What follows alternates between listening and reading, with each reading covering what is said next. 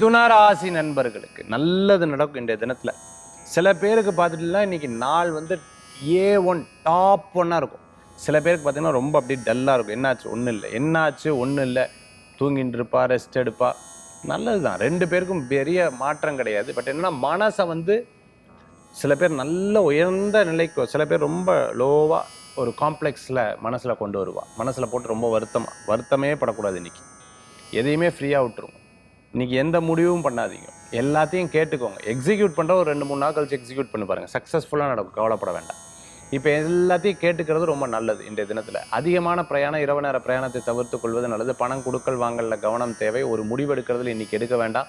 சின்ன சின்ன விஷயங்களை முழுதாக தெரிந்து கொண்டு அதை பற்றி சர்வே எடுத்து அதுக்கப்புறம் சர்வேல் பண்ணிக்கிறது நல்ல பலன்களை கொடுக்கக்கூடியதாக இருக்கும். மிதுனராசி நண்பர்கள் ஆன்லைன் கிளாஸஸ், டீச்சிங் லைனில் இருந்திருக்கோம், ஹெச்ஓடியாக இருந்திருக்கோம், காலேஜ் வச்சுருக்கோம், ஸ்கூல் வச்சுட்டு இருக்கிறவங்களுக்கு, அதே மாதிரி பார்த்தீங்கன்னா ப்ளேபேக் சிங்கராக இருந்துட்டு இருக்கிறவங்களுக்கு, டியூஷன் எடுத்துகிட்டு இருக்கிறவங்களுக்கு அனுகூல்யம் தேடி வரும். இன்றைய தினத்தில் வழிபடக்கூடிய தெய்வம் மகாவிஷ்ணு வழிபாடு, வெற்றி வழிபாடு.